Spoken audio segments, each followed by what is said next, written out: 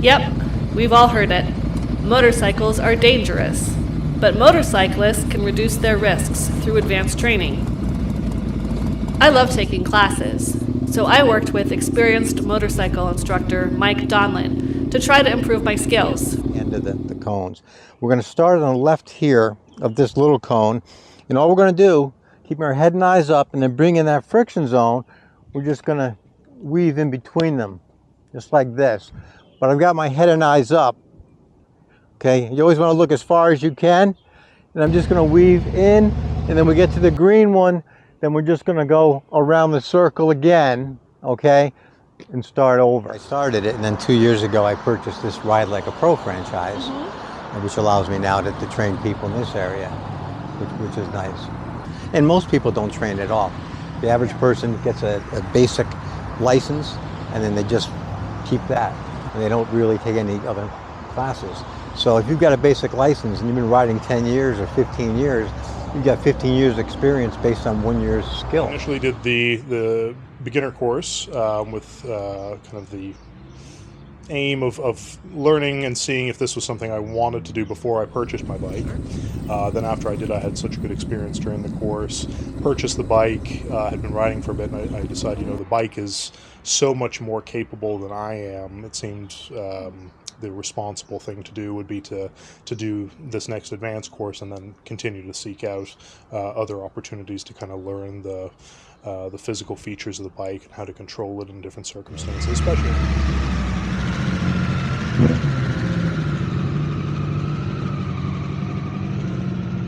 Good.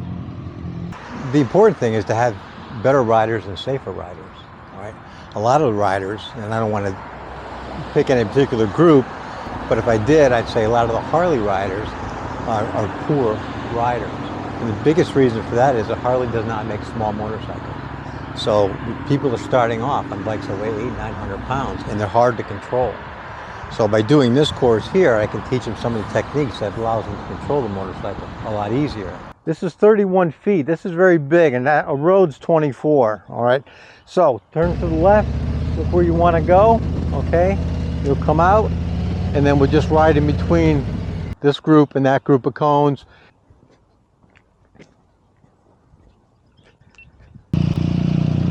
Not everyone starts out perfectly, which is why good coaching helps. Okay. So you pulled the clutch in a little bit.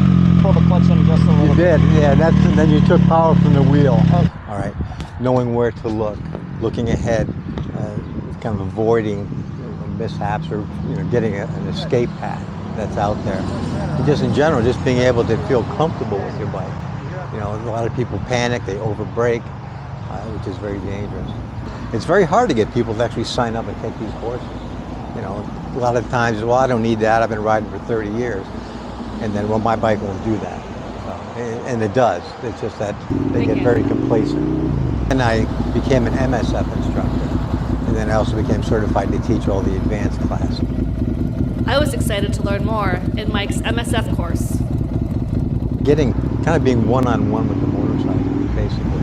And it takes time.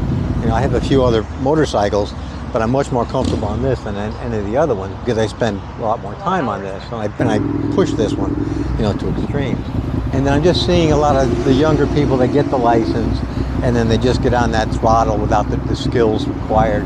And next thing you know, they're hitting walls. Both, some of the things we learned in the advanced course that we weren't taught in the beginner course, like trail braking, dealing with curbs, body position has been super helpful.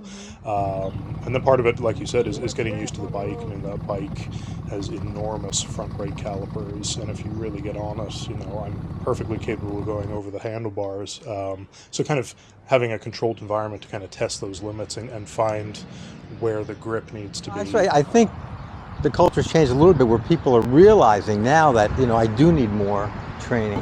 From before, you didn't. You got your license, you just rode with all your friends from bar to bar.